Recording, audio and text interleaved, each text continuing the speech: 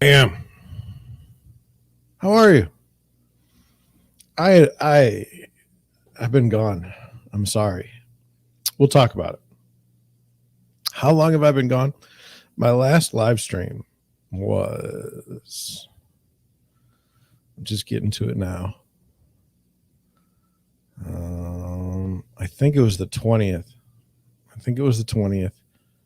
No, it was the 25th. No, that was not it. That's the wrong page. Sorry.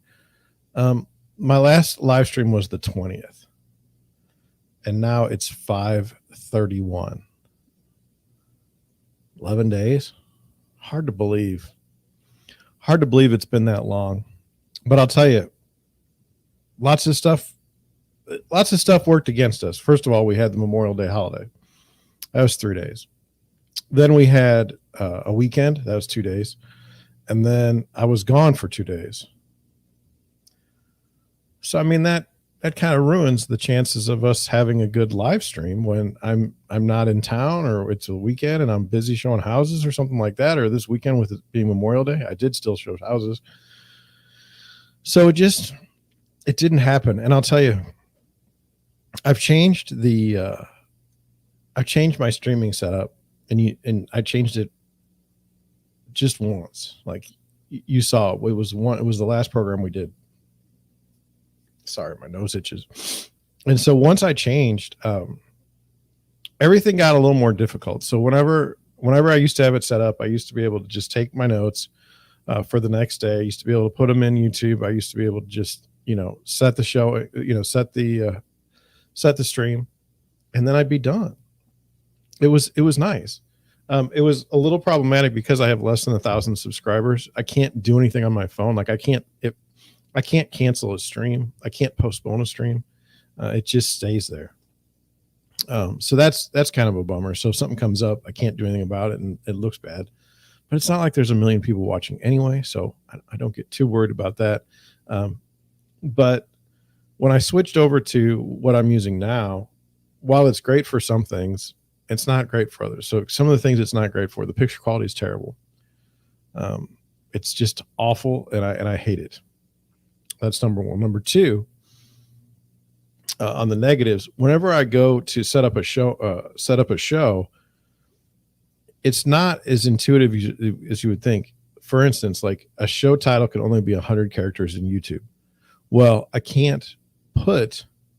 don't know that I've gone over or under the number until I've, processed the request. And by the time I do that, then when it comes back and says that it's more than 100 words, I don't know, or 100 characters, how do I know how many fewer characters I need?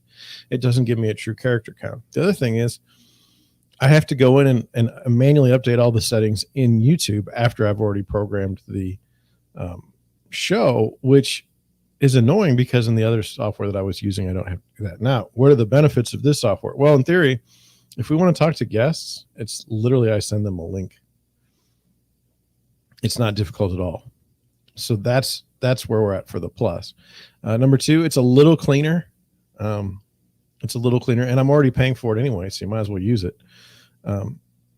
So that's the way it is. Now, are we going to, where are we going to go from here? How's it going to work? I'm staying on this particular streaming software until I find something better. And I don't think I'm going to find anything better, to be honest with you, for the price, the combination of the price and the features. That's great. Now, should I do an overlay? Probably I should. I mean, here's a terrible overlay. I mean, that's just god awful. Can I do better than that? Yes. Will I? Yes. But not right now. It's not that important. So anyway, will I do something that goes across the bottom of the screen, a banner? Probably not. It's interesting. Like I can do a lot of things here, but I'm not going to.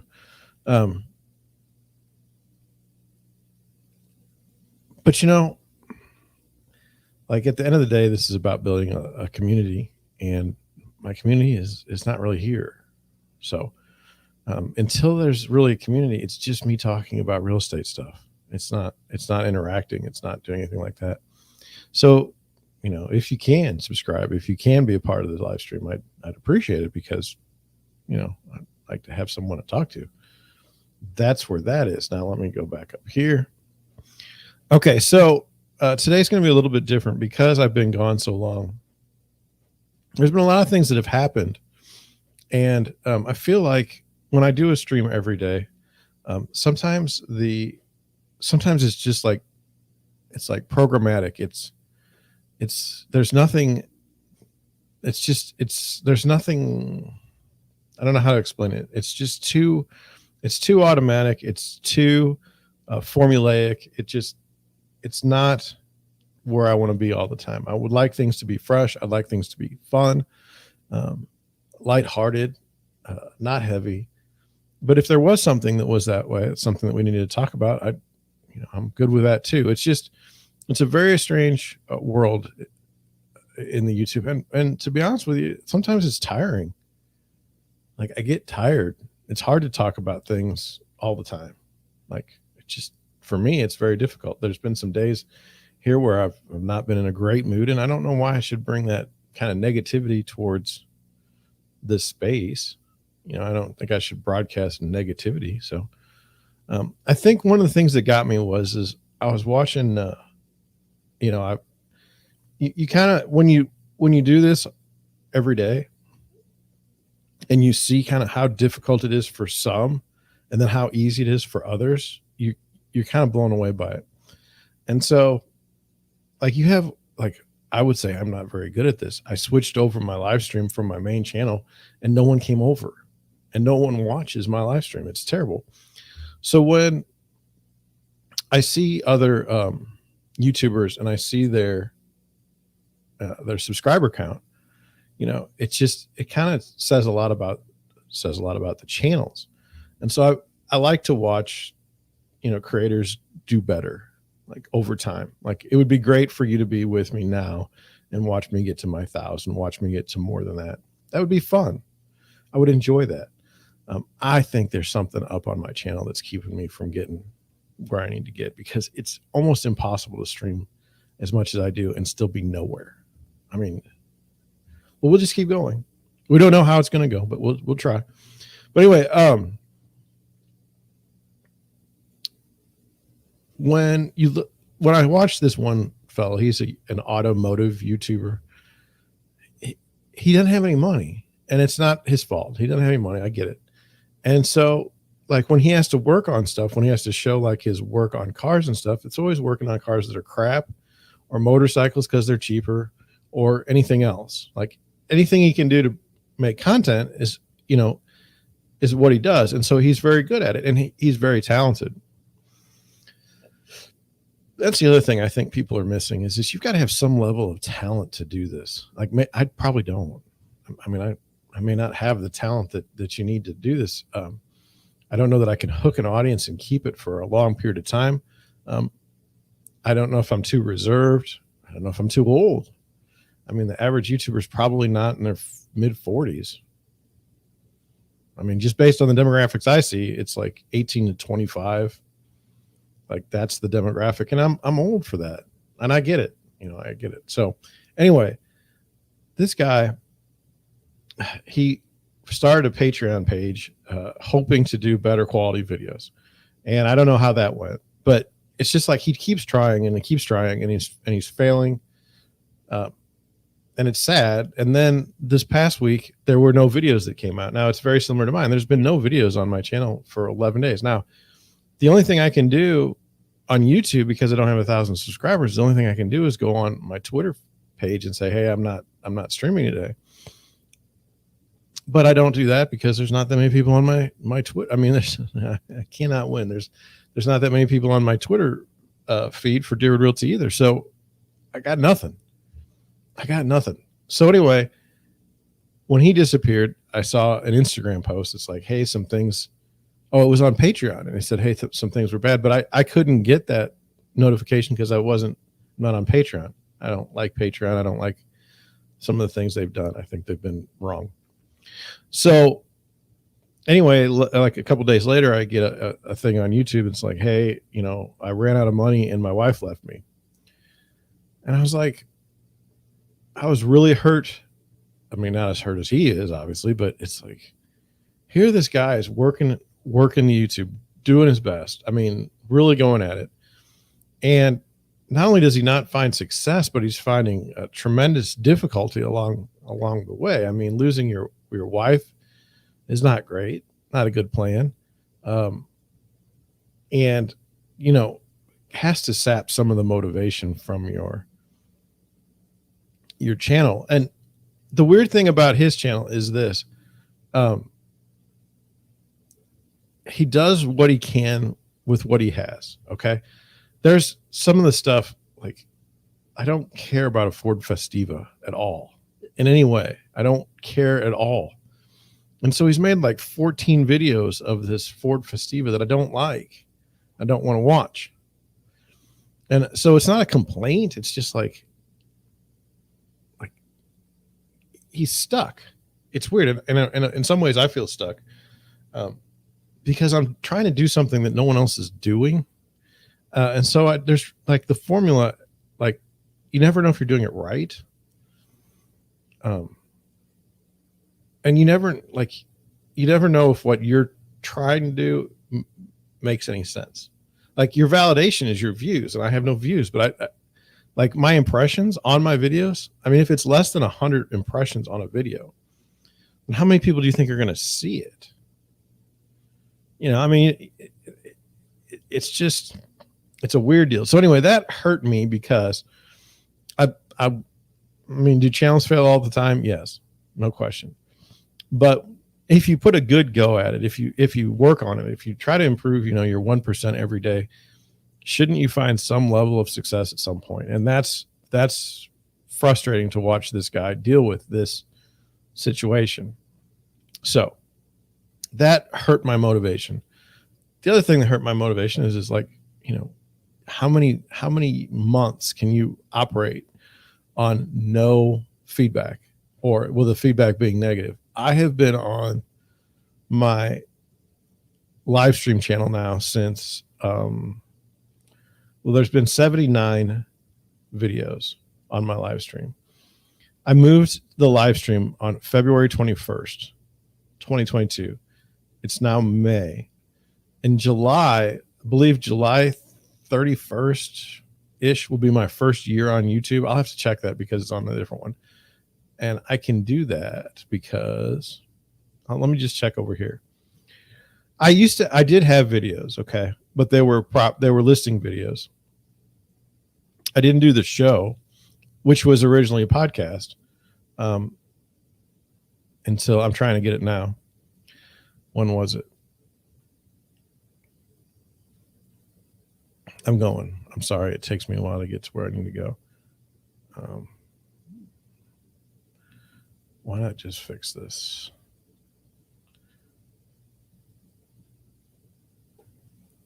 So my first real podcast was, I'm going as far as I can. It won't let me go right to the end.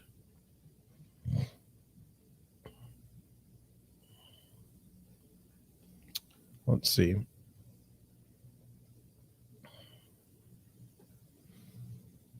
It's so strange to, like, I would podcast every day. I mean, why not? Right? Why not? And so that was fun and it made sense. And I'm getting there. Okay. So my first episode published was June 30th, 2021. So I apologize. It wasn't July. So it's been almost a year. And, you know, when I moved over to the live stream channel, the thought was I really like live streaming. And what I wanted to do was have my live stream in the morning and then do a podcast and then go about my day. But it's hard to do a live stream and a podcast in the day and do real estate work. That's the other problem, is this guy that is making these videos where his wife left him. And it's like, he has a job And some of these guys on YouTube don't have jobs as far as like other jobs. Their only job is YouTube. That allows them a little bit more space to do the YouTube promotion, writing, all that stuff. So where am I now? Well, I'm back. It was like a break. It was a good break. It was like a needed break. I took a road trip to Canton, Ohio, for 2 days. And it was just, I needed to rest. I feel better. I mean, and we're going to continue to go at it. Now the goals they haven't changed. The goals daily are live stream in the morning at 9, a podcast episode. And then later on, our nature of employment in the evening. That's the goal. But I fall short. I fall short for all kinds of reasons, and that's just the way it is. I can't put any more to it. This week on Thursday, I'll be out of town, so there's not going to be a live stream. You're going to be mad at me? Okay, I'm sorry, but that's that. I just wanted to get all that out there because I think it was kind of weighing on me. Every day you don't do a live stream, it like weighs on you a little bit more, and it weighs on you a little bit more. And then all of a sudden it gets difficult. Like today, because I'm on a new platform, I had to do things a little bit differently than I normally would have. But I also had forgotten some steps that I would normally take. Hopefully now we'll be in a better shape like for tomorrow. I don't know. We'll see. We'll see. But anyway, that's what I have for my stuff. How are you? You know, how do I put this? The market, I'm being told that the market is not great in other parts of the country as far as people are not as bidding as aggressively as they once were. People are not putting in, offers with escalation clauses that are ridiculous. People are not offering to cover the appraisal gap, things of this nature. I haven't seen it in my own marketplace. We're going to go through this weekend's showings and just some frustrations in general related to that. But maybe it's coming. Maybe it's coming. So let's go over as far as what we have to talk about today, let me pull it up. So we've got, we're going to talk about LawTube for a minute. I think that it's a fascinating thing. We're going to talk about the home showing reports that I had for this weekend. And then we're going to talk about the Google Trends article of the day. We're going to have the 30-year fixed mortgage rate is coming in today. We're going to talk about luxury homes in Raleigh, North Carolina. And then we have a few articles related to Zillow and mortgage payments and all kinds of things. So we got a lot to go over. I wanted to start off, though, with LawTube. And let me just get over to the right screen. So are any of you familiar with LawTube? Okay. Well, it used to not have a name, but let's get into it. So I started watching lawyers on YouTube about a year or more ago. And it was Viva Fry and Robert Barnes. Those are who I watched. That was during the pandemic, and they just had content that was just fantastic. And then after watching that, YouTube recommended others. So there was Nick Rekeita.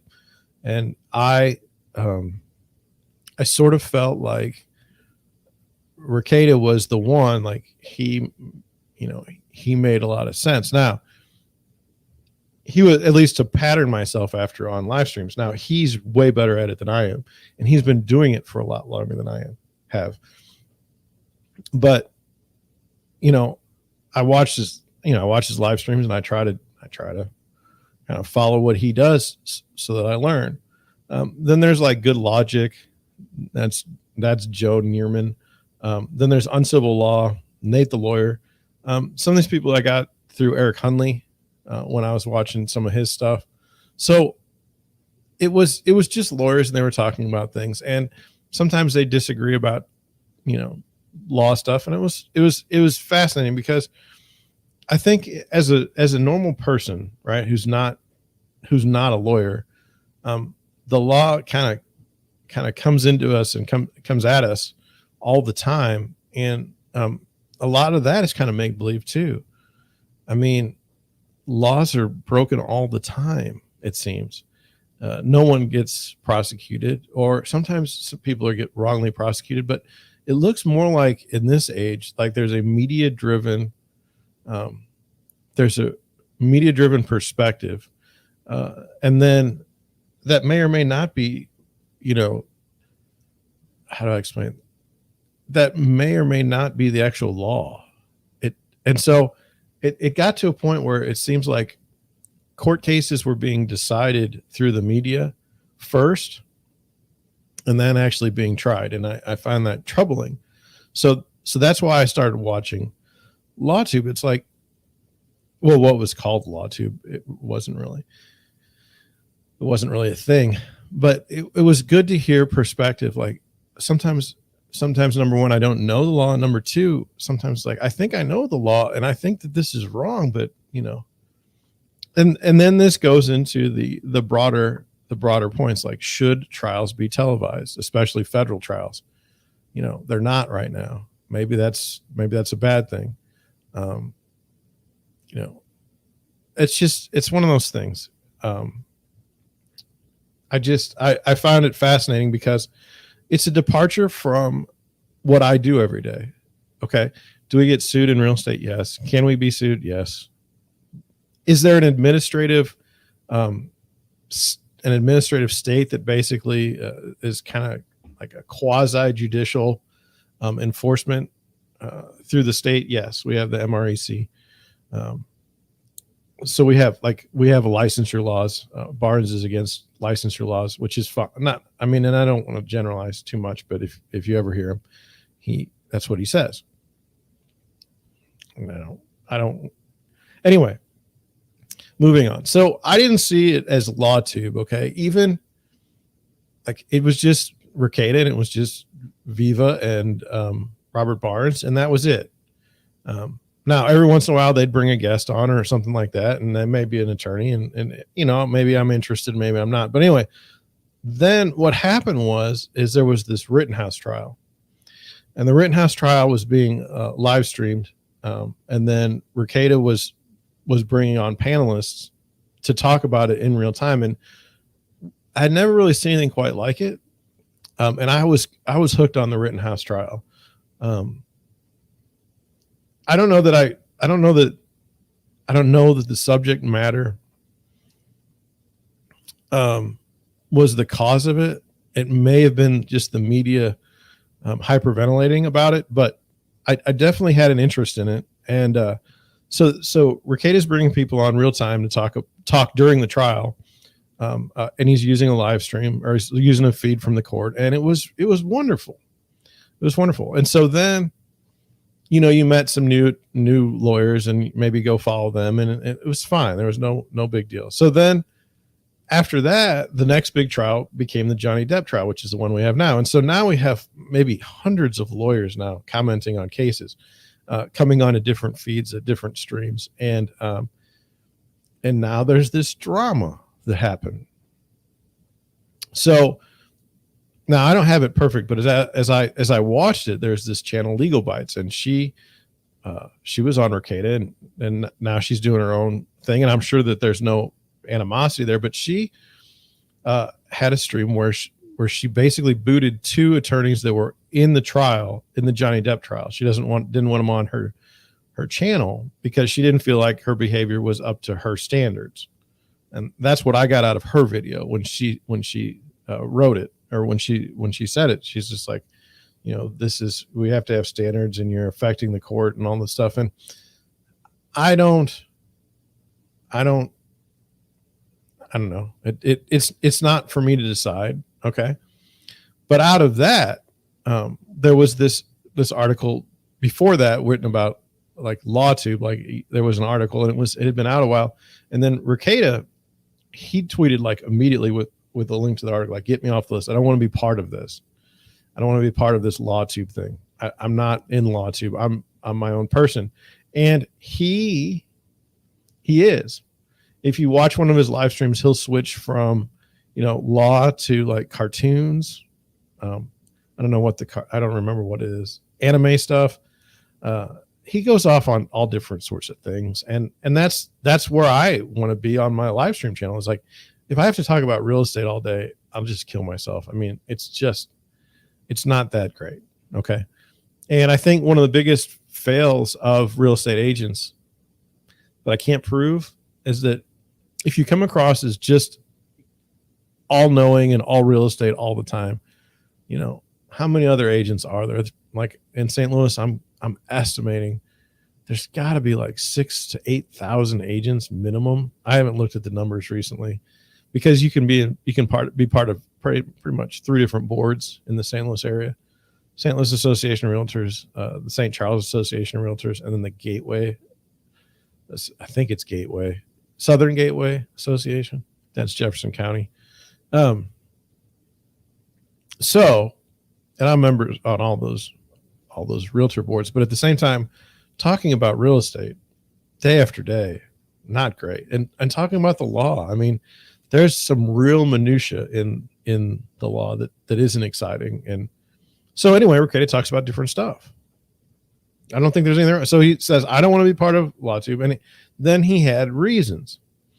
His reasons were that he doesn't want to be part of a collective where there's these rules and there's like a rigid, like you have to, either you're part of this group or you're not.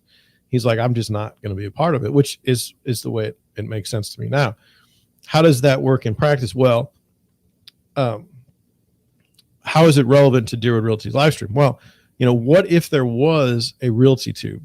You know, would I be a part of it? And, you know, I probably wouldn't be. And here's the reasons why. One, it doesn't seem to fit into the box that is the typical real estate agent. I don't fit into that box. Like, I'm pretty down to earth, normal fellow. I try to feed my family through the work I do daily. You know, you don't see me like all dressed up in fancy cars and showing off luxury homes and stuff that I don't list. And I don't show that I'm making all this bank and throwing money left and right. And that's just not my style. It's not who I am. And I don't want to be a part of it. And so I wouldn't be good for a RealtyTube, basically. And then number 2, I don't want to shill for things I don't believe in. So when you look at how to make it in real estate news and information, you're likely going to have to be sponsored by companies that you would never use in your own business. So for instance, I would get a Zillow sponsorship. I don't use Zillow, and I don't like Zillow, especially when they decided to be brokers. You know, that's the moment that I really didn't want to have anything to do with Zillow. There's other news organizations that may sponsor you, but I don't want to shill for those companies because I wouldn't use them in my own business. And so if I'm not using them in my own business, how would it be right to tell other agents, to tell other people like, oh yeah, you should use this product? It's just not who I am. And then number 3, the news that we consume, the real estate news, is somewhat trivial. And like, let me try to explain it to you. So if you need to buy a house, let's say you're having another child, let's say you're having your first child, let's say you're getting married, let's say you're downsizing, like you need to buy a house. Okay. It has nothing to do with the market or anything else. You have something that you have to buy. So it doesn't matter if interest rates go up. It doesn't matter if interest rates go down. It doesn't matter if it's a good time to buy a house. It doesn't matter if it's a bad time to buy a house. You have to buy one. And you may say, well, we can postpone it a little bit and stuff. I get that. But for the most part, you're tied into, you have to buy a house. And the same thing with listing a house. Like if you're listing an estate, if you're doing something like that, you need to list the house at a price at which it will sell. And, you know, no newspaper or website is going to be able to replace what I or someone skilled would otherwise bring to the table. So it's not unique to you, is what I'm saying. Like, real estate news doesn't benefit you specifically in your situation. Every situation is different. And so, I read all the news with some level of skepticism, because for instance, today, you know, I'm seeing that house prices are dropping across the country, but you know, when I go at a house here in St. Louis, I still have to do amazing things on the buyer side just to get the house. Will that change? I hope. But at the same time, you know, if you're representing a seller, that's a fantastic thing. So anyway, that's that's where I'm at. When you need to buy a house or when you need to sell a house, that's what takes priority. It's not the news. It's not the news about the house. And so anyway, what I would say is this: look, you can't have a kerfuffle like they have over on LawTube if people aren't associated with each other. Like it can't happen. And so, the fact that it did indicates that there is a group, but it won't change what I'm seeing on LawTube. Like if I like it, here's what happens. If I like somebody, say somebody comes on Rekeita or somebody comes on Viva and Barnes, like if I like them, I might subscribe. If not, I won't. I mean, like Uncivil Law and Good Logic, I've subscribed to those channels, but I haven't subscribed to others. I don't know. The subscription thing is kind of strange because a lot of people say, well, it's not worth anything. But I'm telling you, just on social proof alone, like I have maybe 12 subscribers on my live screen right now. And on my main channel, I have 70. I mean, that's nothing. That's nothing. No, like people are losing those and gaining thousands of subscribers daily, so it's wild. But of course I'd like people to subscribe and I'd like people to watch, but you know what? You can only watch so much YouTube. You got to go to work. You got to go do your thing. I understand that. So anyway, so my take on the LawTube thing is this: it's going to continue to be drama because people have found that if we take a court case that's popular, like the Johnny Depp case, and we talk about it, we can get more views and we can get more eyeballs. And the more eyeballs we get, the more chances we get a chance to make money. And so I fully expect that, over time, the market will get saturated. Think about blogging 5 years ago, blogging for SEO. I mean, we were all doing it and it wasn't getting us anywhere because Google had a formula that nobody knew. And so, then it got published somehow and then it was like, okay, well, this is the formula. This is what we do. And, do people even use Google like they used to? I don't know. Maybe they don't know that it's all highly manipulated. So closing thoughts is I expect YouTube live streams or live streams in general to at some point get saturated if they're not already. LawTube has its day right now because of the trial. And when the trial is over, they will get, people will stop watching because you get tired of stuff, I guess. But if you've ever seen Good Logic when they had that one holiday and he was blue or purple, I don't know. And he threw himself out of his own stream. I mean, that is quality YouTubing right there. That's impressive. So you're not going to, I mean, there was no trial going on then. So anyway, that's where I'm at. Should you be mad at any of the law? I don't care. It's not for me to decide. Let's go over some home showing reports because I did show some houses this weekend. It wasn't like I was just sitting around doing nothing. I was just kind of taking a break and I didn't know it. How's that? That's what we're going to go with. I was taking a break, but didn't know it. So, the first one I wanted to talk about, the one that's most troubling and most disappointing to me is I have a first-time home buyer that came to me last week. On Friday, we met, actually 2 weeks ago. And then on Friday we met and I was like, here's how this is probably going to work. And here's the things to look out for. So we had a good meeting. This weekend we went to look at a house and it was perfect for him. It's literally perfect for him. It's the first house we saw. It was perfect. And I know the area. I know the houses. And I was like, this is a great deal. You should buy this house. I put together a sample offer for him. I put together comparative sales. And our offers were due today.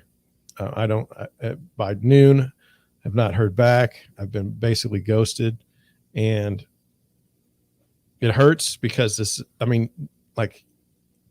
good houses don't come up every day. Certainly not every week. And this was perfect. And so little frustrated because, you know, in some ways you're like, well, it can't be that easy, can it? It can't be that easy just to go buy a house on the first one. But yeah, it can be. There are houses out there that are good houses that make a lot of sense. And so very frustrating in this particular case, because it was a good house. We should have put an offer in on it, and we're not going to. And I don't like that. I don't like the hesitation. But there's nothing I can do about it. At the end of the day, I work for my clients. I gave them my opinion. I tried to, I swear I got a little gnat. Sorry about that. I tried to do what I could do, and it didn't work out.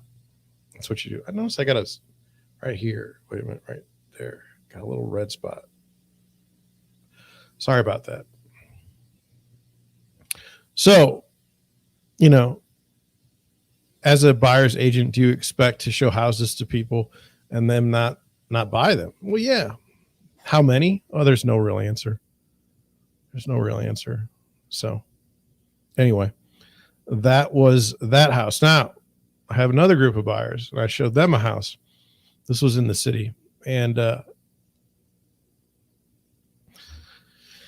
you know, I look for signs.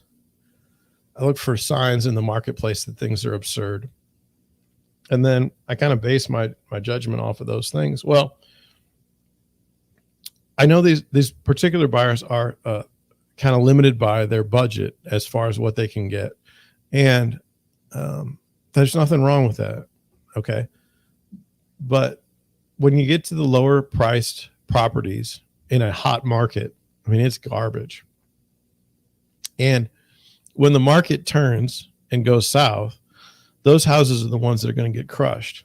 They're going to be crushed before the houses that are decent representations of houses. So what do I mean by that? Well, let's say right now, a good house, let's say a 2-bedroom, 1-bath home, brick facade, brick on all sides, with a garage and a finished basement, somewhere probably in 1,000 square feet, probably going to be about $2,200 or $220,000. I'm sorry. That's like a good representation. Okay. So what I looked at, you know, would have been perhaps like a 1-bedroom that was with another bedroom addition, kitchen a disaster, basement a disaster, no garage, and then they're asking like $210 for that one. Okay. And so in this market, like, look at that garbage that's priced up by what a good representation of a house would be. And that's where your skills as a real estate agent come in. Okay. You have to be able to determine, you know, is this house better for the money than this other house? And so it's tricky. But that's where your value is as an agent, in my opinion, as a buyer's agent. So this house that I looked at, they bought it, and a group of investors bought it for $90,000 in 2021. They literally did nothing to the house, nothing. They just let it sit. They cut the grass, they took new pictures, and they listed it for $160,000. I mean, it was just terrible. And the thing is if you take the right pictures, which they did, the house doesn't look that bad, and it's worth going to look at. And so we went and looked at it as the buyers. But I think what I would ask you is, you know, do you care? Do you care what someone else bought a house for before you buy it? I mean, I feel like that would be a total wrong thing to do, to tell my buyers that, you know what, hey, these people did nothing in this house and bought it for 90 6 months ago, but you should step up to the plate and buy it for 160, even though nothing's been done to improve the house. Like, if I'm a dishonest agent, in my view, I don't even tell them about the back history of the home. Like, and then you could say, this is the argument. How is that relevant to right now? In this market, is this house worth this much? Well, maybe, but not to me. Not to me. It is worth about maybe 100 in this market. I don't know. It was sketchy. But I would like to know your opinion. Put it in the comments because you're probably not going to be in the chat. Just put it in the comments and let me know what you think. Now, I had another situation. We had a heck of a weekend. Let me just check and make sure I'm gold here. Okay. So my buyers, they wanted me to show them the house, and I showed them a house, and it was a unique design. I would say it's an A-frame design. And it wasn't exactly A-frame, but you get the point. It was not just a ranch or something like that. And house was 1,400 square feet, and it needed to work. The kitchen was terrible. Had a bathroom in the closet, which was stupid. But anyway, I saw another house in the neighborhood that kind of looked similar, that was a little bit higher priced, but I thought that it was a good fit for me. And so I told the buyers, I was like, hey, there's another house in the neighborhood. It's got a better kitchen. It looks better. The price is a little bit more, but if you weren't disappointed by this other house, like if you thought the other house would have worked out for you, this house might actually be a winner. So this is me working as a buyer's agent. I'm not trying to sell them something they don't want. I'm trying to add value by telling them, hey, just a little bit further away, there's a house that seems to match pretty well with what you guys were thinking on this other house, and it might actually be a fit. And so they're like, yeah, man, sure, I'd like to see it. And so I set up the showing for it, and it was like, I don't know, 5:00 that I set it up, and I didn't hear back from the showings were scheduled for the next day. Didn't hear back to him until about an hour before we were supposed to show it for the confirmation, and it was declined. So I was kind of disappointed. I'd showed my buyers this house. I mean, I talked to them about it, and I wouldn't say I hyped it, but that's the best word I can kind of come up with right now. Is I kind of told them about this house and maybe give them something to be excited about. And then lo and behold, the house isn't available to show. And so I emailed the agent. I said, hey, what's up? Did it go under contract, or did what's going on? And she said, well, we're not showing it over the holiday weekend. And I was like, well, there's settings in Maris that you can, in our MLS system, that you can put in place that stop showings for the weekend. I mean, that would have been the good thing to do. So, the house has been listed for a while. My opinion is that perhaps if you make it difficult to show the house, that's why it's hard for someone to buy it. I don't know. What do you think? Let's get into some articles and things of that nature. Okay. There was my transition. All right, here we go. I'm here and I need to do this. Now, you remember I'm not very good at this, so don't get mad at me. I'm still working on my transitions. Do that. And then I'm going to do this, and it may annoy you, and I'm sorry. This was in Google Trends yesterday. Did you see it? Did you see it? I don't know if I like that. Do I like this better? Yes, I like that better. It says, the Mona Lisa has been caked in an attempted vandalism stunt. It says and there's a picture of it. It says the Mona Lisa was the subject of attempted vandalism on Sunday when a visitor to the world-famous Louvre Museum in Paris smeared frosting all over the Renaissance area painting protective glass. The man, who appeared to wear a wig in videos of the incident shared on social media, approached the painting in a wheelchair before throwing a piece of cake at the artwork, according to a statement from the Louvre. Videos of the aftermath show him on foot with a wheelchair nearby. And the quote says, a visitor simulated a disability in order to use a wheelchair to approach the work, which was installed in a secure display case. The Louvre applied its usual procedures for people with reduced mobility, allowing them to admire this major work of art, the statement noted. It says, while standing near the painting, this individual threw a pastry he had hidden in his personal belongings at the Mona Lisa's glass case. This act had no effect on the painting, which was not damaged in any way. A spokesperson clarified that the visitors in wheelchairs are allowed to move in front of other museum goers to better see the work. The man was arrested and taken to a psychiatric infirmary in the police headquarters, according to the Paris prosecutor's office. An investigation has been opened by the prosecutor for the attempt of damaging a cultural property. Louvre has filed a complaint. In a video published by a museum goer on Twitter, the man is heard saying in French, "Think of the planet Earth. There are people destroying it," while security escorts the man with rose petals scattered on the floor of the museum. Another video shows of the scene shows a staff member cleaning up the icing from the glass. Now, that's a very fascinating reading. So this was the way it was read. This was the way it was set up on CNN. Okay. And there were 100,000 searches or something like that.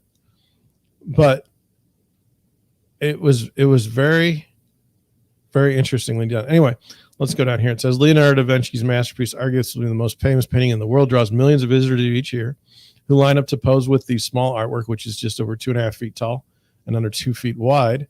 The enigmatic portrait is no stranger to both vandalism and thievery. It was stolen in 1911 by a Louvre employee, raising its international profile, and the bottom of the canvas suffered an acid attack in the 1950s, leading the museum to beef up protective measures surrounding the work, including the bulletproof glass. In 2009, a woman angrily threw a ceramic cup at the painting, breaking the cup but leaving the painting unharmed. So I thought that was interesting for a couple of reasons. I'm going to try and come over here and show, get you a reason why I thought it was interesting.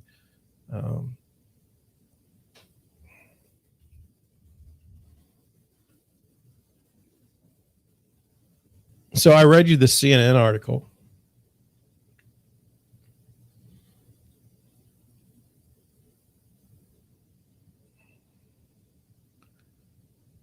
And then I've got I've got a Yahoo article that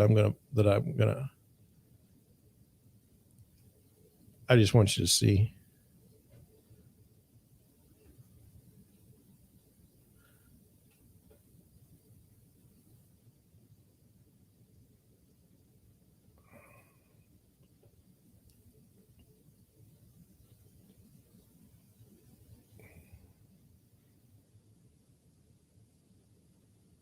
Okay. So this is the Yahoo article. Mona Lisa smeared with cake by protester disguised as a tourist. This article headline is Mona Lisa has been caked in an attempted vandalism stunt. Like, it's the same. Like, here's what happened. A fellow got into a wheelchair so that he could get closer to the art, and then threw a piece of cake at it, and apparently screaming out, this is the planet's, I don't even, let me see if he's got the direct quotes.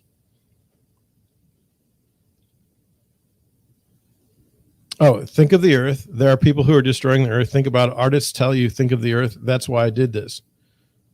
The protester also had a road with him, and rose petals can be scattered in the museum floor. Now, that wasn't in the other article. That wasn't in the CNN article.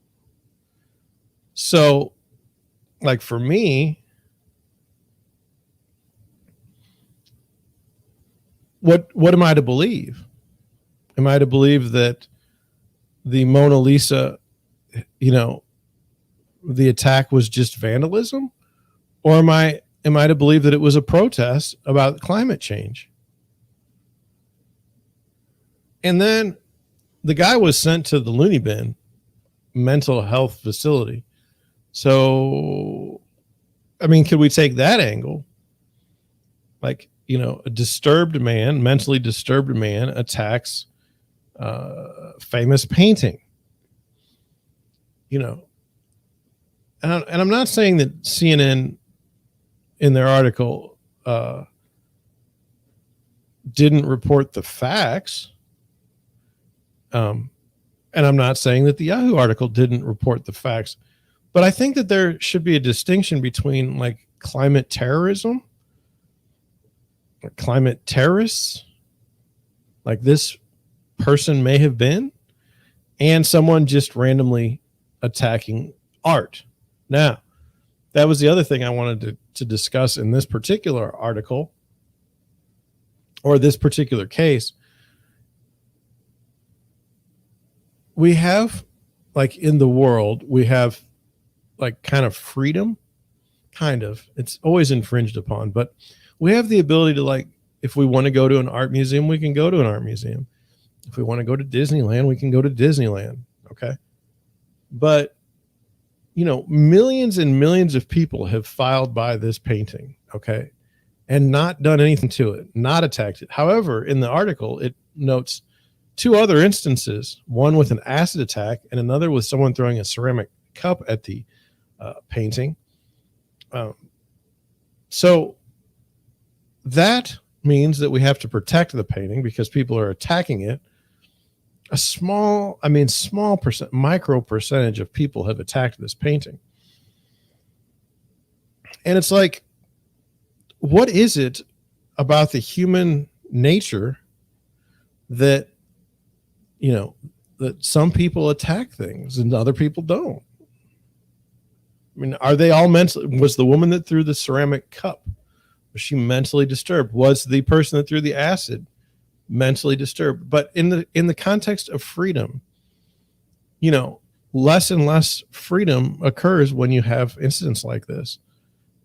There's going to be a stepped up level of security, I suspect. But I just thought it was interesting. I thought it was interesting how the articles were different. And if you think so too, go ahead and put it in the comment section. Let's go on to mortgage rates, right? Everyone likes mortgage rates. What do we have on the 30-year fix? 5.25%. Yesterday was a holiday. Down, we were in the 5.3s when I left. 5.36. Now we're at 5.25. I'm changing that. I mean, the more it goes down, better it is for everybody. In theory, I mean, we got an inflation problem.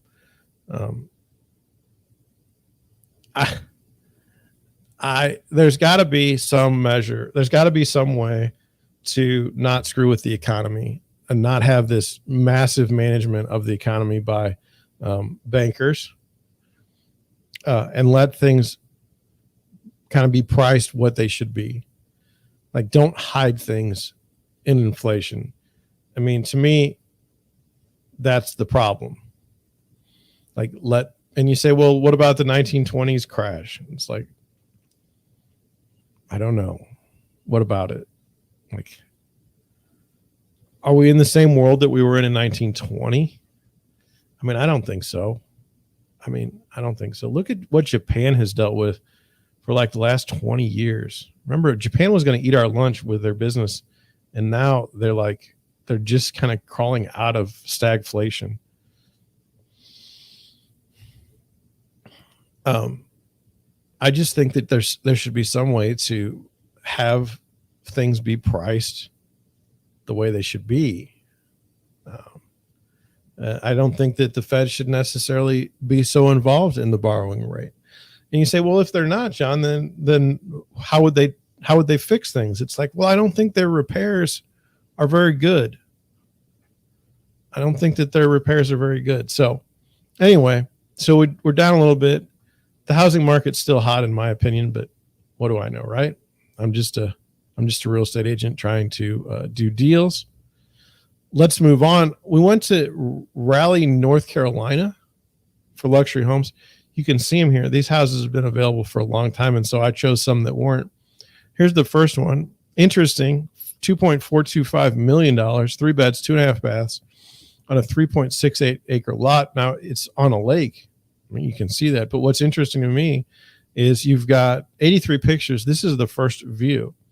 This is the first picture, like not the front of the house. There's a picture, but it's not the front of the house per se. Beautiful picture. There's the front of the house. What are you saying? Are you saying that this house is not aesthetically pleasing? So a lot of, it's a modern home, a modern style. And I mean, there it looks like it's an outdoor shower area. It looks that way. I don't know that it is. But a very modern home, a very expensive home. But it's only been on the market 42 days, and for a luxury home, that's not unusual. I don't want to look at the details. I don't really care that much. It's just an interesting home. The price is just kind of wild. So, I mean, it overlooks the lake. I mean, I get that. So, that's house number one. I'm not going through 83 pictures. This is another one. Now, one of the themes that we're seeing is the newer homes are built in this modern construction style. And so, take that for what you want. This is $2.675 million. 4 bedrooms, 4.5 baths, a 5,700 square foot house, but only on maybe a little bit more than half an acre. Been on the market for 3 days, got a 3-car garage, and it was built in 2021. So I would say a spec home, perhaps.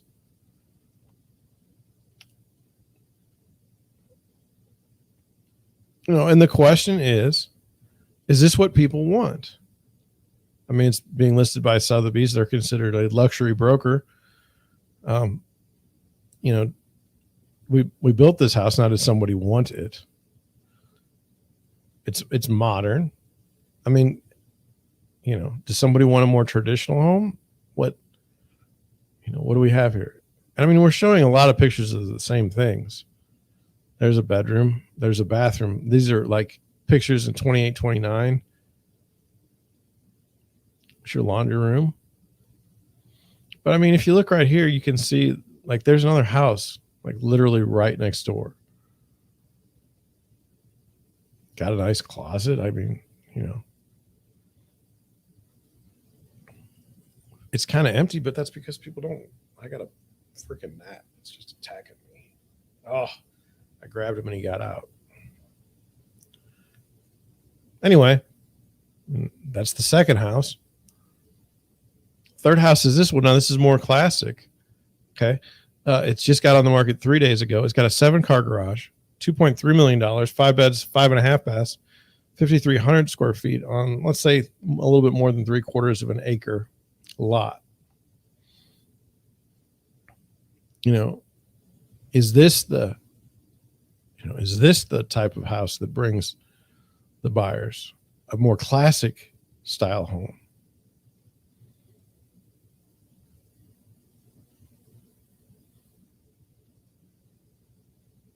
I mean, there's 90 pictures. I'm not going through 90 pictures.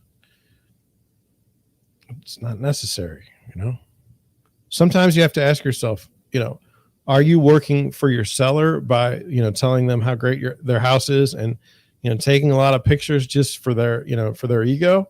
Or are you trying to sell the house, which should benefit the seller, which means maybe we don't need so many houses, or so many pictures.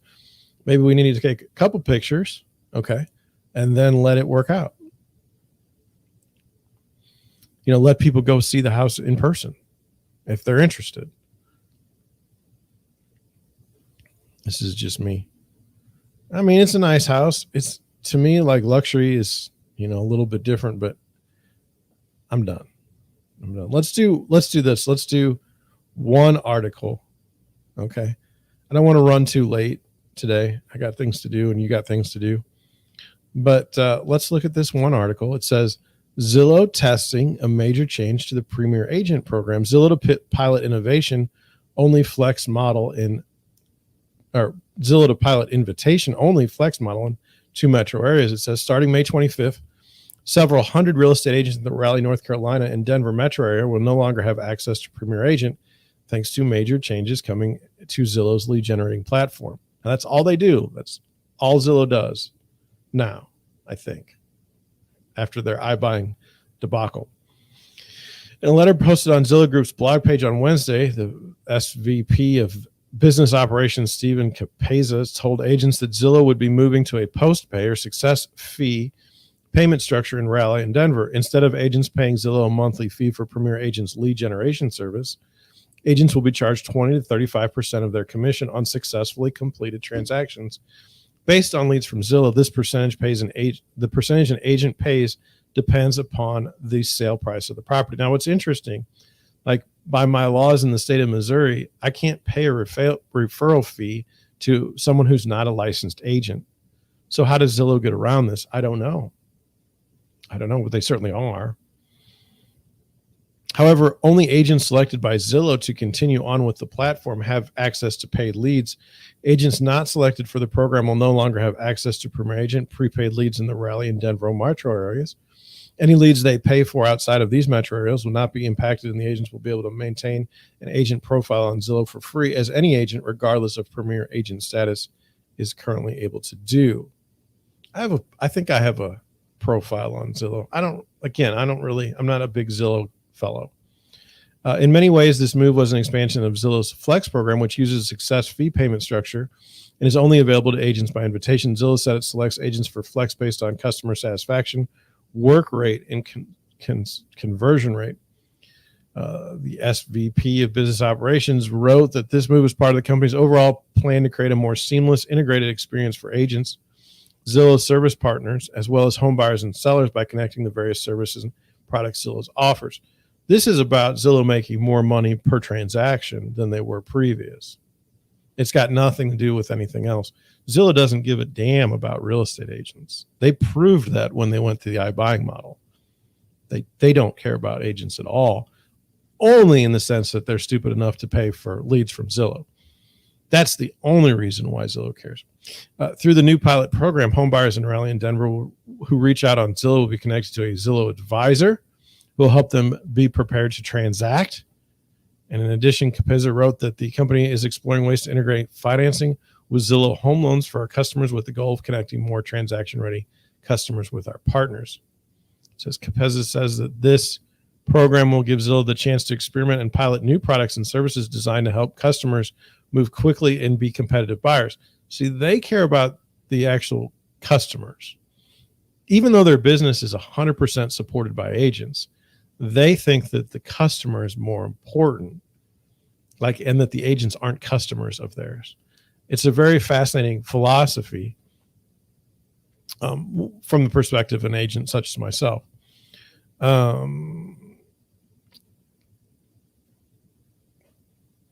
It says, before rolling them out nationwide in the letter, Capizza justifies the move to a Flex-only model in these metro areas by stating that Flex's post-pay structure minimizes the financial risk to agents in the program as Zillow introduces and tests these new programs.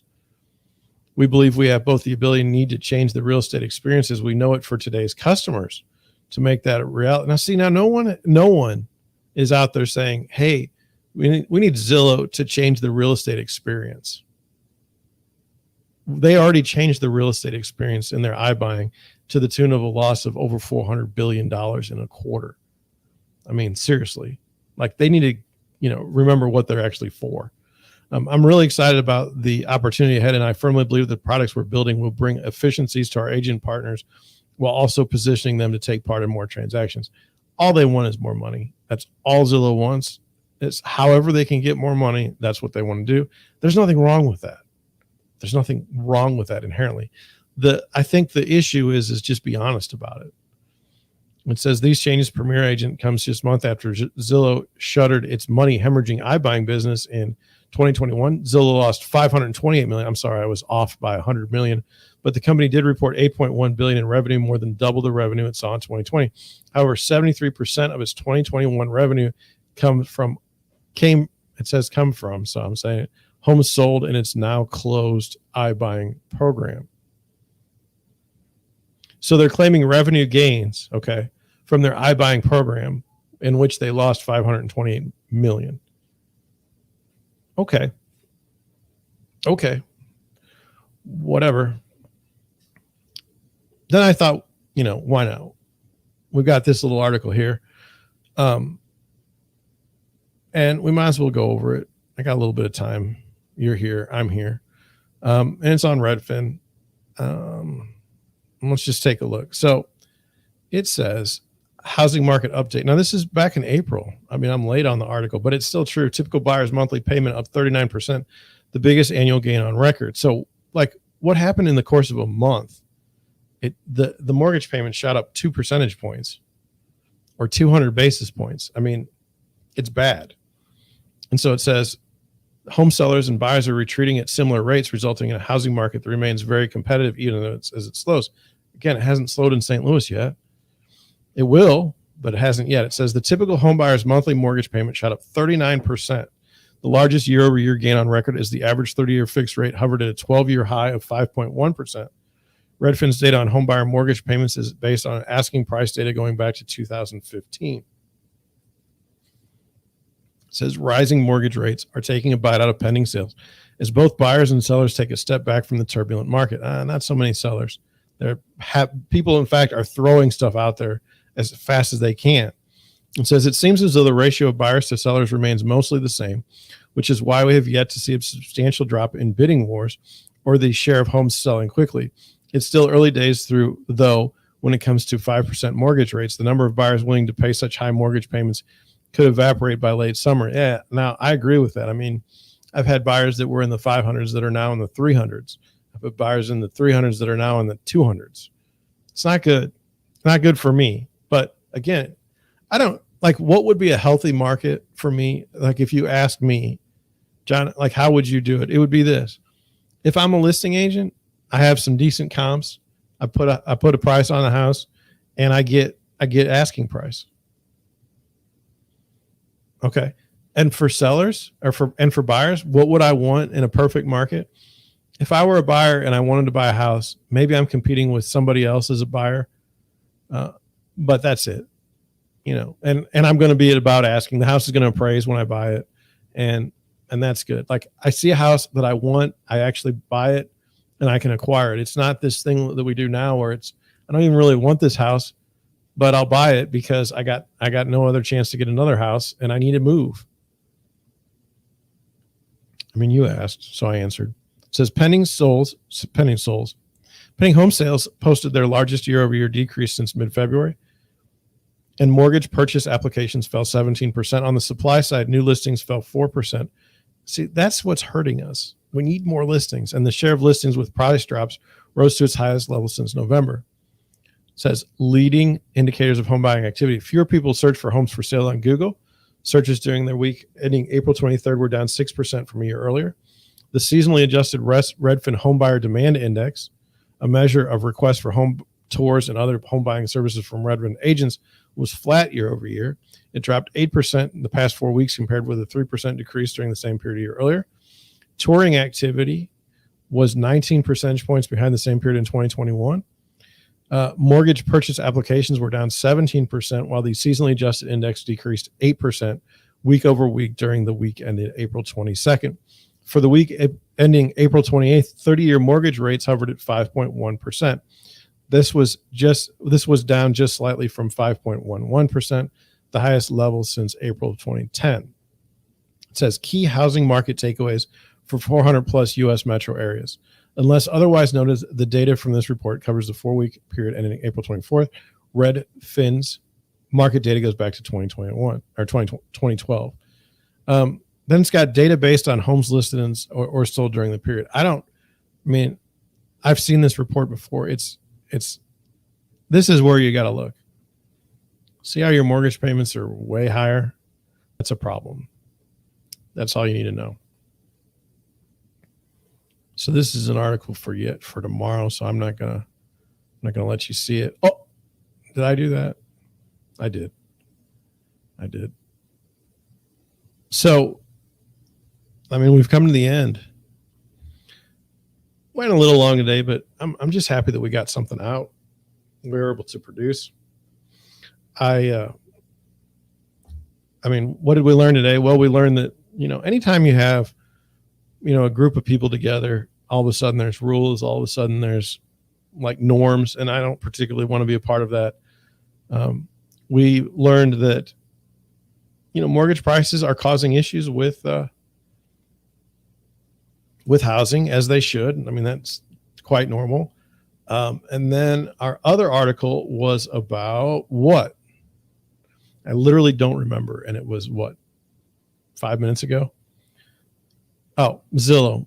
Zillow takes a lot of your commission. It's like, okay, well, they would take, I mean, why stop at 30%? You know, why not take 50%? Why not take, 75%? And that's the issue that I've had with Zillow the whole time is why do I want to work harder just to pay Zillow?